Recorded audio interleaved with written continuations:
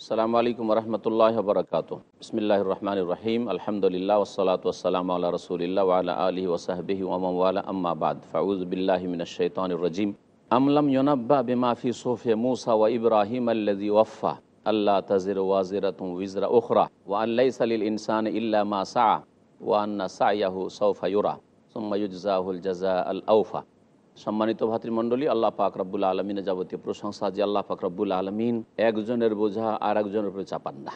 যে যেমন কর্ম করবে সে তেমন ফল পাবে।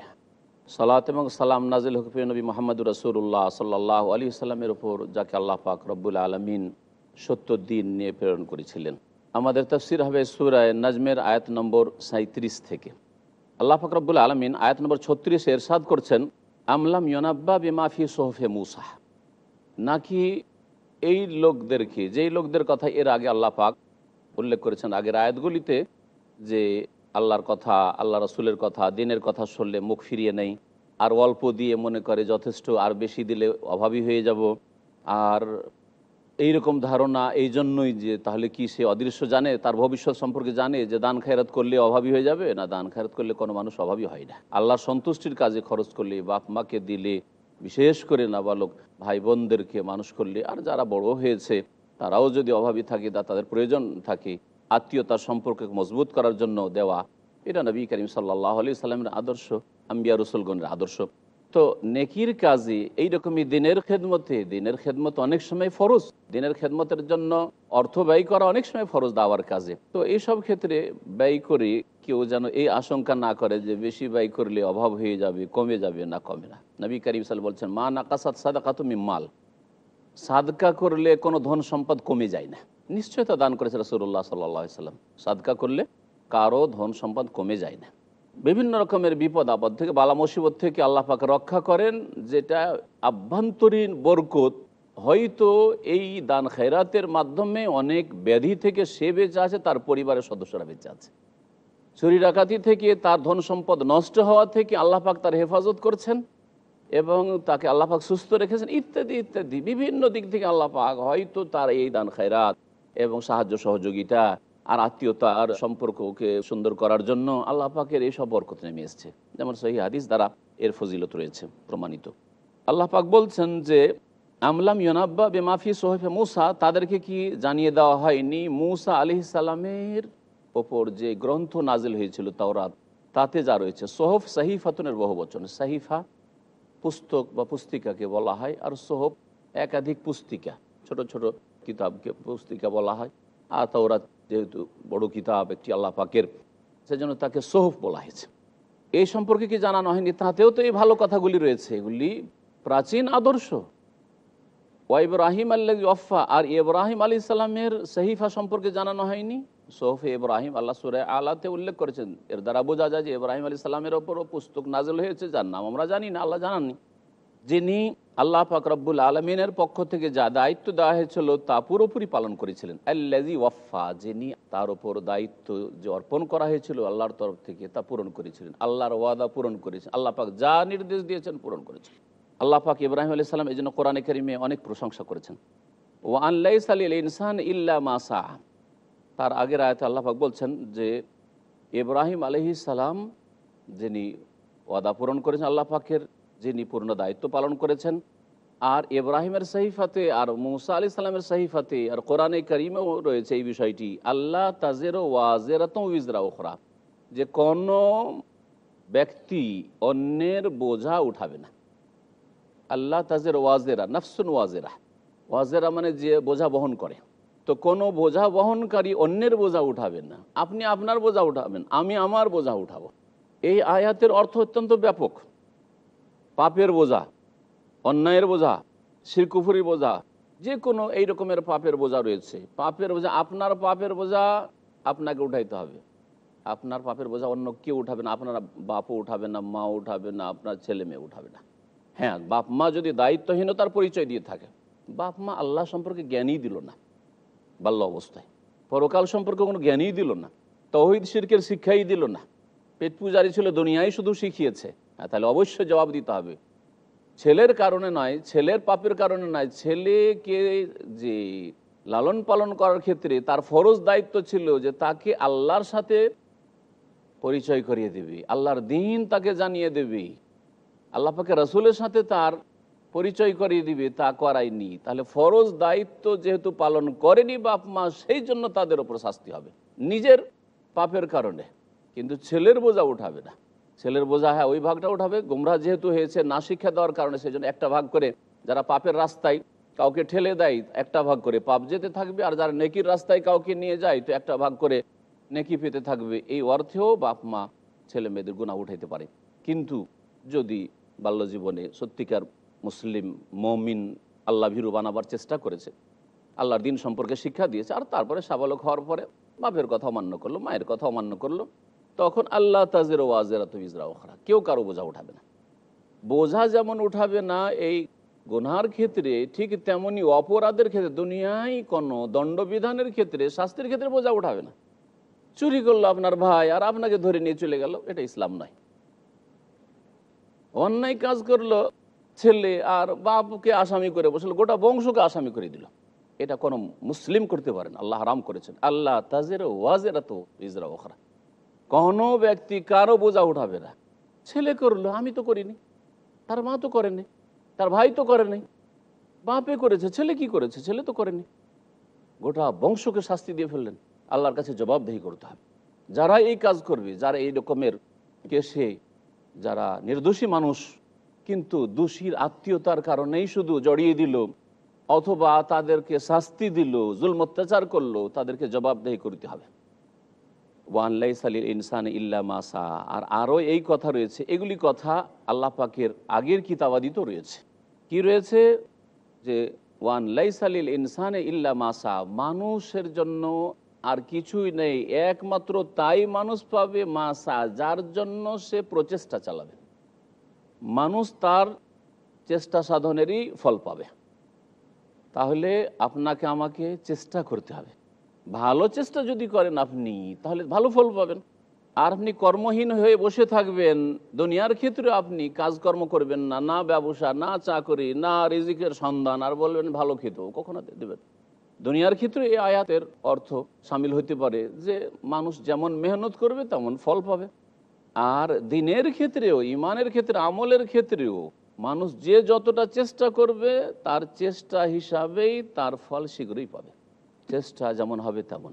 আপনার মেহনত যদি সঠিক পথে হয়, ইমানের সাথে, তাওহীদের সাথে, আর রাসূলের তরিকায়, সুন্নত মোতাবেক, বিদাতি তরিকায় নয়, শিরকি মেহনত হলো না, বিদাতি রাসূলের তরিকা ছাড়া অন্য কোনো তরিকার মেহনত হলো না, কঠোর মেহনত করে জিকির আজকার করছেন, কিন্তু হু হার জিকির, আল্লাহু আল্লাহু জিকির, ইল্লাল্লাহ ইল্লাল্লাহ জিকির কোনো কাজে আসবে? যেমন বিদাতি মেহনত করেছেন, সুতরাং বিদাতের ফল হচ্ছে গুমরাহি, গুমরাহির পরিণাম জাহান্নাম। আর যদি সুন্নতি মেহনত করে থাকেন, সুবহানাল্লাহ, আলহামদুলিল্লাহ, লা ইলাহা ইল্লাল্লাহ, আল্লাহু আকবার, লা হাওলা ওয়ালা কুওয়াতা ইল্লা বিল্লাহ, সুবহানাল্লাহি ওয়া বিহামদিহি, সুবহানাল্লাহিল আযীম, ইত্যাদি ইত্যাদি। জীবনে প্রত্যেকটি ক্ষেত্রে এক দুটি আমি উদাহরণ দিলাম যে আপনার মেহনত যদি ভালো হয় তাহলে ফল ভালো হবে। এই আয়াত থেকে এটাও বোঝা যায় যে মেহনতের ক্ষেত্রে আপনার মেহনতই আপনার কাজে আসবে। আপনি এর ওপরে আপনি ভরসা করবেন, আপনি অপরে ভরসা করবেন না যে আমি মারা গেলে আমার ধন দৌলত তো আছে, আর ছেলে মেয়েরা আছে, ওরা আমার জন্য দোয়া করবে, আর ওরা আমার জন্য দান খেরাত করবে, হজ উমরা করে, আমি যদি হজটা নাও করতে পারি, ফরজ তো হয়ে গেছে, তো আমার ছেলেরা বদল হজ করবে না। কখনো এভাবে ছেড়ে দেবেন না, নাও করতে পারে। তারপরে যেই ক্ষেত্রে প্রমাণ আছে যে নেকি পৌঁছানো যেতে পারে, সেইভাবে শুধু নেকি পৌঁছিবে। যেমন হজ উমরা দিয়ে নেকি পৌঁছানো যেতে পারে, দান খেরাত দিয়ে নেকি আর্থিক সাদকা দান খেরাত দিয়ে নেকি পৌঁছানো যেতে পারে, আর নেকি দুয়া দিয়ে, আউয়ালাদিন সালেহিন ইয়াদুল্লাহ, সৎ সন্তান যদি দোয়া করে, সৎ সন্তান হবে তাহলেই তো দোয়া করবে, বেনামাজি সন্তান জন্মে যাবেন তো আপনি কি দোয়া করবে, আর ওর দোয়াতে হবেই বাকি, তখন ভাড়া করতে চাইবে। আর ভাড়া করার লোক দিয়ে কি সেই কাজ হয় যেটা নিজের দ্বারা হয়? মজদুর দিয়ে ওই কাজ হয় না যেটা জমির মালিক নিজে যেটা করতে পারে। কখনো ভাড়াটে লোক দিয়ে কিছু হবে না। তো দোয়া, নেক সন্তানের কথা বলা হয়েছে দোয়া করলে। এছাড়া কোরআন খানি করে কোরআনের নেকিটা বক্সে দিলাম, ইসালে সওয়াব করা যেটাকে বলা হচ্ছে, সওয়াব রেসানি করলাম, কুল খানি করলাম, ফাতেহা খানি করলাম, এসব নবী সাল্লাল্লাহু আলাইহি ওয়াসাল্লাম করেননি। কবরের কাছে গিয়ে 11 বার দুরুদ পড়লাম, নবী সাল্লাল্লাহু আলাইহি ওয়াসাল্লাম করেননি। এগুলি যখন করেননি তাহলে এগুলি হচ্ছে বিদাতি তরিকা। আর এগুলি ওই মৃত লোক, ওরও কাজ না, অন্যরা করেও হবে না। আর ও যদি করে যায় তবুও কবুল হবে না, কারণ বিদাত। তার আসল আপনার যে মেহনত, আপনি যতটা মেহনত করে গেছেন, আপনি সম্বল নিয়ে গেছেন, সেটা আপনার কাজে আসবে। ওয়ান্না সায়াহু সৌফাইউরা, আর নিঃসন্দেহে তার চেষ্টা সাধনার ফল শীঘ্রই সৌফাইউরা দেখানো হবে। সুম্মা ইউজজাহুল জাযাল আউফা, আল্লাহ পাক রব্বুল আলামিন মানুষ যখন কবরে যাবে তখনই দেখাবেন যে হ্যাঁ তোমার রেজাল্ট ভালো, বুঝতে পারবে। সুম্মা ইউজজাহুল জাযাল আউফা, আর যারা ভালো মানুষ তাদেরকে তার পূর্ণ মাত্রায় উত্তম বদলা দেওয়া হবে, আর যারা মন্দ তাদের শাস্তি দেওয়া হবে। ও আন্নাহু হুয়া আদহাকা ওয়া আবকা, আর আল্লাহ সেই সত্তা যিনি হাসিয়ে থাকেন আর কাঁদিয়ে থাকেন। ও আন্নাহু হুয়া আমাতা ওয়া আহিয়া, আর আল্লাহ সেই সত্তা যিনি মারেন আর যিনি বাঁচান। কোনো শক্তি মারতে পারে না, এক সেকেন্ড আগেও মারতে পারে না, আর কোনো শক্তি আপনাকে বাঁচিয়ে রাখতে পারে না। ওয়ান্নাহু খালাকাজ যাওজাইনি যাকারা ওয়াল উনসা মিন নুতফাতিন ইযা তুমনা, এবং আল্লাহ পাক রব্বুল আলামিন মানুষকে জোড়া জোড়া সৃষ্টি করেছেন, পুরুষ আর নারী। মিন নুতফাতিন ইযা তুমনা, এই মানুষকে যে সৃষ্টি করে, ছেলে হোক আর মেয়ে হোক, আল্লাহ যে সৃষ্টি করেছেন মিন নুতফা, শুক্রবিন্দু দিয়ে। ইযা তুমনা, যখন তা নিক্ষিপ্ত হয়েছিল। আল্লাহ পাক কীভাবে সৃষ্টি করলেন যে এই শুক্রবিন্দু নিক্ষিপ্ত হইল মায়ের গর্ভে জরায়ুতে, আর সেখান থেকে আল্লাহ পাক রব্বুল আলামিন পুরুষও সৃষ্টি করলেন আর নারীও সৃষ্টি করলেন। এখানে অল্প সময়ের বিরতি দিয়ে আবার আমরা আমাদের তাফসীরের দিকে ফিরে আসছি।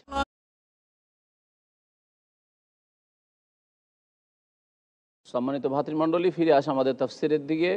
সূরা নাজমের আয়াত নম্বর 47-এ আল্লাহ পাক ইরশাদ করেছেন ওয়ান্না আলাইহি নাশআতাল উখরা, যে আল্লাহ পাক রব্বুল আলামিন মানুষকে হাসিয়ে থাকেন, কাঁদিয়ে থাকেন, মারেন, বাঁচান।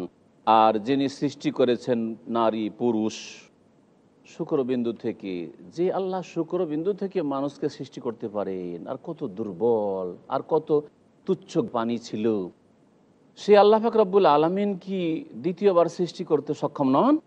তাই আল্লাহ বলছেন ওয়া আন্না আলাইহি নাশআতাল উখরা, আর তার ওপর দায়িত্ব রয়েছে, আল্লাহর ওপরই এই দায়িত্ব রয়েছে দ্বিতীয়বার সৃষ্টি করা। আল্লাহ এই দায়িত্ব নিয়েছেন যে আমি পুনরায় সৃষ্টি করব। ওয়া আন্নাহু আগনা ওয়া আকনার, আল্লাহ সেই সত্তা যিনি অভাব মুক্ত করেন। আগনা মানে অভাব মুক্ত করে দেন। হতে পারে অল্পই আছে আপনার কাছে ধন সম্পদ, আপনার প্রয়োজনের জিনিস, কিন্তু আপনি অভাবমুক্ত, অভাবী নন, এটাও আল্লাহ করেন। ও আকনা, আকনা মানে হচ্ছে আল্লাহ ধনাঢ্য করেন কাউকে, আল্লাহ পাক অনেক ধনের মালিক করেন, যে খেয়ে দিয়ে আরও বাঁচাতে পারে, ব্যাংক ব্যালেন্স করতে পারে, বছরের ধান খেয়ে গম খেয়ে আবার জমা রাখতে পারে, বিক্রি করতে পারে, এইরকম আল্লাহ করেছেন। ওয়ান্নাহু রাব্বুশ শের, আল্লাহ সেই সত্তা যিনি শেরা নামক নক্ষত্রের রব, মালিক।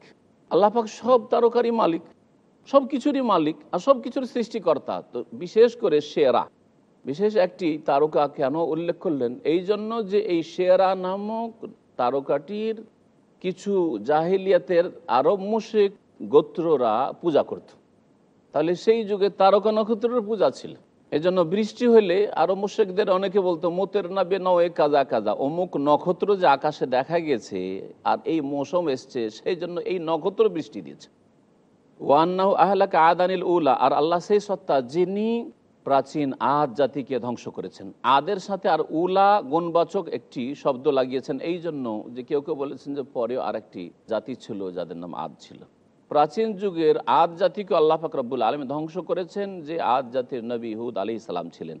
ওয়া সামুদ ফামা আবকা, আর সামুদ সম্প্রদায়কে আল্লাহ ধ্বংস করেছেন। ফামা আবকা, আর তাদের একজনকেও অবশিষ্ট রাখেননি, একজনকেও বাকি রাখেননি, সবকে ধ্বংস করেছেন আল্লাহ পাক রব্বুল আলামিন।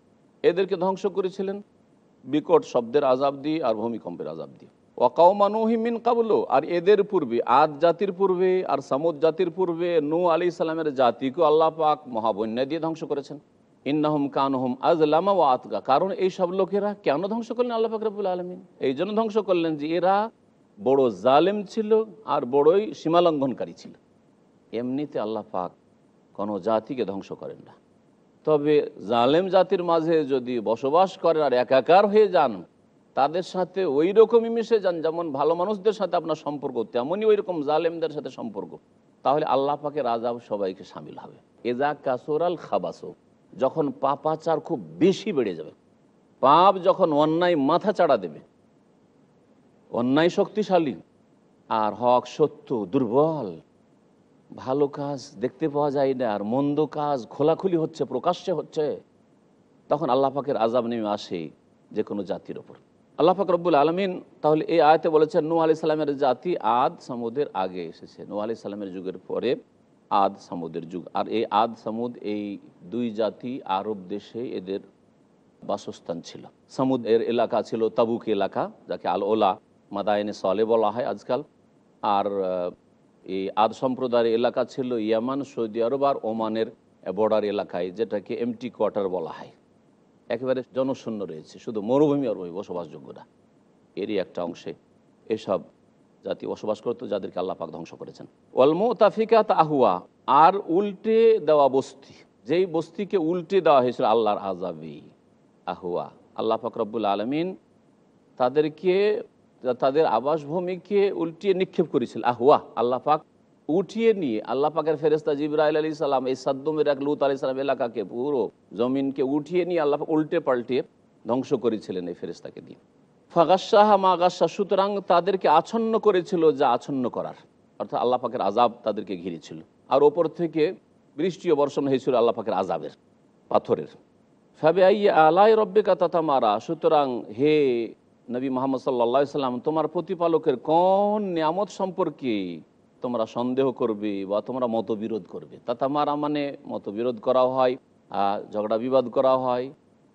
মেরাউন থেকে যদি হয়, মেরাউন মানে ঝগড়া, আর মিরিয়াতুন মানে হচ্ছে সন্দেহ, সংশয়। তো আল্লাহ পাকের কোন নিয়ামতে সন্দেহ করবে? আল্লাহ পাকের নিয়ামত, সৎকর্মশীলদেরকে সম্মানিত করা আল্লাহ পাকের নিয়ামত, আম্বিয়া রাসূলগণকে সম্মানিত করেছেন। আর অসৎ লোকদেরকে আল্লাহ পাক আযাব দিয়েছেন, এইটাও নিয়ামত। কারণ পরবর্তীকালে যত মানুষরা আসবে তাদের জন্য এতে শিক্ষণীয় বিষয় রয়েছে। তারা এরকম হবে না, কারণ জ্ঞানী মানুষ অন্যকে দেখে শিক্ষা নেই। আল আকিল মান ওয়াইজা বিগাইরিহি, আরবিতে একটা প্রবাদ রয়েছে যে জ্ঞানী অন্যকে দেখে সংশোধন করে নেয়। চোরকে দেখছেন যে থানা পুলিশ ধরে নিয়ে যাচ্ছে আর খুব পিটুনি দিচ্ছে, ওকে দেখেই জীবনে শিক্ষা নিলেন, জীবনে চুরি করবো না। অন্যকে দেখেই শিখবেন না, না মার খেয়ে শিখবে যে একবার চুরি করব তারপরে মার খেয়ে শিখবো না, এরকম না। হাযা নাযীরুম মিনান নুযুরিল উলা, আল্লাহ পাক রব্বুল আলামিন এই শেষ নবী মুহাম্মদ সাল্লাল্লাহু আলাইহি সাল্লাম, হাযা নাযীর, এই নবী মুহাম্মদ সাল্লাল্লাহু আলাইহি সাল্লাম নাযীর, একজন সতর্ককারী। মিনান নুযুরিল উলা, অন্য অন্য প্রাচীন যুগের নবীদের মতোই একজন নবী। আগেও সতর্ককারীরা ছিলেন, সেসব সতর্ককারীদের মতোই মুহাম্মদ সাল্লাল্লাহু আলাইহি সাল্লামও একজন সতর্ককারী। আজেফাতিল আজেফা, আজেফা মানে হচ্ছে নিকটবর্তী হয়ে যাওয়া। আজেফা একটি কিয়ামতের নাম, কিয়ামতের অনেক নাম কোরআনে কারিমে রয়েছে, একটি হচ্ছে আজেফা নাম। আল্লাহ পাক বলছেন আজেফাতিল আজেফা, নিকটবর্তী হয়েছে। আজেফা আগমনকারী মুহূর্ত, আগমনকারী মুহূর্ত মানে কিয়ামত, কিয়ামত নিকটবর্তী, অর্থাৎ শেষ নবী চলে এসেছেন, এরপর আর কোন নবী আসবে না। ওর আগের যুগের তুলনায় অনেক যুগ কেটে গেছে পৃথিবীর ওপর, মানব সৃষ্টির ওপর অনেক নবী রসুল এসছে, সুতরাং কিয়ামত কাছে চলে এসছে। যদিও 1400 বছর হয়ে গেল, কিন্তু কিয়ামত কাছে চলে এসছে। লাইসা লাহা মিন দুনিল্লাহি কাশিফা, আর কিয়ামতের ভয়াবহ অবস্থাকে আল্লাহ ছাড়া কেউ দূর করতে পারে না। কাশিফা মানে এই ভয়াবহ অবস্থাকে কেউ দূর করতে পারে না, তখনকার বিপদকে, সংকটকে কেউ দূর করতে পারে না। আর কাশেফার আরেকটি অর্থ হয় উদ্ঘাটন করা। এই কিয়ামত কখন হবে, কোন দিনে হবে, কত সালে হবে, এটা আল্লাহ ছাড়া কেউ উদ্ঘাটন করতে পারে না, কেউ সে সম্পর্কে জ্ঞান রাখে না। ইলমুহা ইনদা রব্বি, আল্লাহ বলেছেন যে হে নবী তুমি বলে দাও যে এর এলম আমার রবের কাছে রয়েছে, আল্লাহ ছাড়া কেউ জানে না। আমি নবীও জানি না যে কোন সালে আর কত তারিখে কিয়ামত হবে। আফামিন হাজাল হাদিসে তাজাবুন, তাহলে কি তোমরা এই বাণী শুনে বিস্মিত হচ্ছ, আশ্চর্য হচ্ছ, মানতে চাও না? এটা কেমন কথা, মুহাম্মদ আবার কোরআন শোনা, এটা কেমন কথা? এইরকম করছো আচরণ। ওয়াতাযহাকুন ওয়ালা তাবকুন, আর হাসাহাসি করছো, ওয়ালা তাবকুন, আর কাঁদছো না। আল্লাহ পাকের বাণী কোরআনে কারীম শুনে যদি কান্না না আসে, কোরআনে কারীম শুনছেন, আপনার গাড়িতে তেলাওয়াত চলছে, অথবা বাড়িতে তেলাওয়াত চলছে, অথবা নিজেই তেলাওয়াত করছেন, হাসাহাসি করছেন আর কোরআন তেলাওয়াত করছেন, গল্প গুজব করছেন আর কোরআন তেলাওয়াত করছেন, তাহলে এই চরিত্র খারাপ চরিত্র। কাফের মুশরিকরা কোরআনের কথা শুনলে হাসতো, আল্লাহ তাদের সম্পর্কে বলছেন। তো এইরকম যেন লক্ষণ আমাদের মধ্যে না থাকে। এই জন্য কোরআন যখন তেলাওয়াত হবে তখন মনোযোগ সহকারে শোনেন, নীরব থেকে শোনেন। গল্প করছি আর ওই দিকেও তাল দিচ্ছি, শুনছিও আর গল্পের দিকেও তাল, এটা চলবে না। ফাসতামিউ লাহু ওয়া আনসিতু, আল্লাহ বলছেন মনোযোগ সহকারে শোনো আর নীরব থেকে শোনো। লাআল্লাকুম তুরহামুন, তাহলে কোরআন শুনলে এইভাবে যদি কোরআন শোনা যায় তো আল্লাহ পাকের রহমত নাজিল হয়। আল্লাহর দয়া নেমে আসবে জীবনে। ওয়ালা তাবকুন, তোমরা কান্না করো না। কোরআন তেলাওয়াত করছেন আর কান্না আসে না, কোরআনের অর্থ না বুঝলে কি করে কান্না আসবে?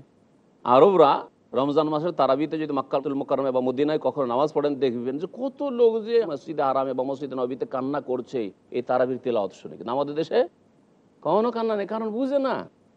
নারিকেলের ওপর থেকে কামড় দিয়ে কি বুঝবে? নারিকেলের পানিটাতে না স্বাদ পাবে, তাই না? ওয়ান্তুম সামেদুন, আর তোমরা খেলতামাশাই মত্ত হয়ে রয়েছ। সামেদুন মানে লাহুন, তোমরা খেলতামাশায় মত্ত হয়ে রয়েছ না, খেলতামাশায় মগ্ন হয়ে থাকিও না। ফাসজুদু লিল্লাহি ওয়াবুদু, তোমাদেরকে বলছি তোমরা সকলে আল্লাহকে সেজদা করো, এক আল্লাহকে সেজদা করো। সেজদা ইবাদত, সুতরাং সেজদাকে ভাগ করা যাবে না। তাজিমের সেজদা, পীর, জীবিত পীর, মৃত পীরকে করা যায়, অলিকে করা যায়, আর ইবাদতের সেজদা আল্লাহর জন্য। এসব শিরকি কথা। ওয়াবুদু, এবং সমস্ত ইবাদত বন্দেগী আল্লাহর জন্য করো। যেমন সেজদা আল্লাহর জন্য, নামাজ আল্লাহর জন্য, সিয়াম রোজা আল্লাহর জন্য, হজ যাকাত আল্লাহর জন্য, লোক দেখানো যেন না হয়, আর আল্লাহ ছাড়া কাউকে কিছু ভাগ যেন না দিয়ে দাও। ফাসজুদু লিল্লাহি ওয়াবুদু, এখানে সেজদা সুন্নত রয়েছে, যে তেলাওয়াত করবে তার জন্য মুস্তাহাব, আর যারা শুনবে মনোযোগ সহকারে তাদের জন্য সুন্নাত, ফরজ নয়, ওয়াজিব নয়। সুতরাং এই সেজদা কখনো কখনো সাহাবীরা যেমন ওমর রাদিয়াল্লাহু তাআলা করেননি, আর সাহাবীদেরকে বলছেন যাতে করে তোমরা জেনে নাও যে এটা ফরজ ওয়াজিব নয়। কারণ সব সময় করলে এটাকে ফরজ ওয়াজিব মনে করে নিবি, আর মনে করবে যে হয়তো গুনাই করে দিলাম নাকি। নবী সাল্লাল্লাহু আলাইহি ওয়াসাল্লাম যখন সূরা নাজম তেলাওয়াত করে শোনান, যে মজলিসে শোনাচ্ছিলেন মক্কায় নাজিল হওয়ার পরে, সেখানে মুমিন মুসলিমরাও ছিল আর কাফেররাও ছিল। নবী সাল্লাল্লাহু আলাইহি ওয়াসাল্লাম এই সূরা শেষে সেজদায় পড়লেন, সাহাবীরা সেজদা করে, এমনকি কাফেররাও সব সেজদায় পড়ে গেছিল। তারা যেহেতু অর্থ বুঝতো, তাদেরকে এত ভালো লেগেছে যে তাদের আর হুঁশ দিশা থাকেনি, অনিচ্ছাকৃত সেজদায় তারা পড়ে গেছে।